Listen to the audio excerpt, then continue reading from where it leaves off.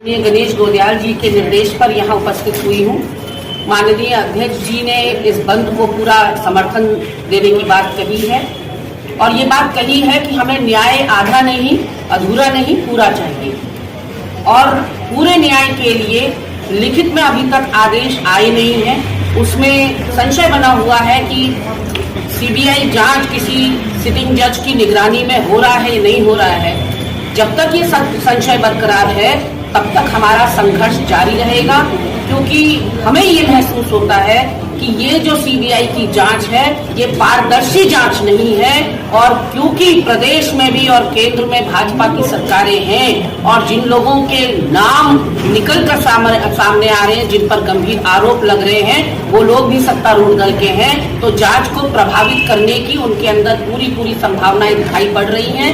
इसलिए ये संघर्ष जारी रहेगा। हम कंधे से कंधा मिलाकर सभी विपक्षी दल इस बंद का आह्वान करते हैं और तमाम समस्त जनता से हाथ जोड़कर ये निवेदन करते हैं कि ये सवाल सिर्फ अंकिता भंडारी का नहीं है, ये तमाम उन अंकिताओं का है, तमाम उन बहन बेटियों का है जिनका अगर आज हमने न्याय नहीं लिया अंकिता भंडारी का, तो आगे भी इसी तरह से हश्र जारी रहेगा।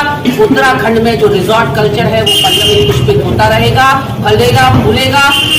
उस पर रोक लगाने के लिए आज ये संघर्ष तमाम विपक्षी दल मिलकर कर रहे हैं। और निश्चित रूप से ये जिस तरह से डिलेल पहले दिन से की गई है जांच, 3.5 साल अंकिता को हमारे बीच से गए हुए हो गए हैं, लेकिन ये जांच को जिस तरह से दबाया गया, जिस तरह से साक्ष्य और सबूत मिटाए गए, बुलडोजर चलाया गया, वीआईपी का नाम आज तक सामने नहीं लाया गया, इन सब को लेकर हमारा ये संघर्ष निरंतर जारी रहेगा।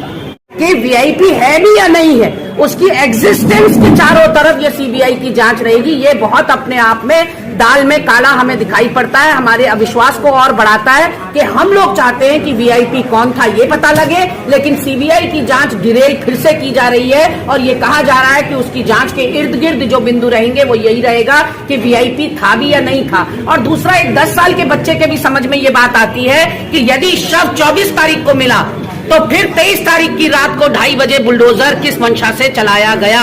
अगर शव मिलने से पहले बुलडोजर चलाकर वनांतरा रिजॉर्ट को ढाया गया तो इसके मतलब कि सारे साक्ष्य और सबूत नष्ट करने का प्रयास किया गया। तीनों अभियुक्तों के फोनों को रिकवर नहीं किया गया, कोई कोशिश तीनों अभियुक्त जो अभी जेल में है उनके फोन को रिकवर करने की और ट्रेस करने की, उनकी लोकेशंस देखने की नहीं की गई। तो पहले दिन से इस पूरे मामले में भाजपा सरकार जो है इसको डिरेल कर रही है, ये हमारा आरोप है। और हमारा संघर्ष तब तक जारी रहेगा जब तक ये वीआईपी का उजागर नहीं कर देते नाम और बुलडोजर चलाने वाले पर कार्रवाई नहीं होती, क्योंकि मुद्दा यहीं से शुरू हुआ जहां से सारे साक्ष्य और सबूत नष्ट किए गए। तो सारा जो ये प्रकरण है अंकिता भंडारी हत्याकांड का, ये पूरा जांच जो है डिरेल वहीं से हुई जहां से सबूत मिटाए गए और बुलडोजर चलाया गया। तो उस पर भी हमें कार्रवाई चाहिए। इसीलिए हम बार बार, और अगर कांग्रेस पार्टी पर राजनीति करने का आरोप लग रहा है तो एक बच्ची को न्याय दिलाने के लिए अगर उसको राजनीति ये समझते हैं तो ऐसी राजनीति हम बार बार करेंगे। निर्भया कांड आप लोगों को याद होगा किस तरह से समूची भाजपा सड़कों पर उतरी हुई थी। ये समाज की बात है, किसी भी बच्ची के साथ अन्याय ना हो, अत्याचार ना हो, अंकिता भंडारी हत्याकांड की पुनरावृत्ति ना हो, इसको सुनिश्चित करने के लिए ये हमारा संघर्ष है।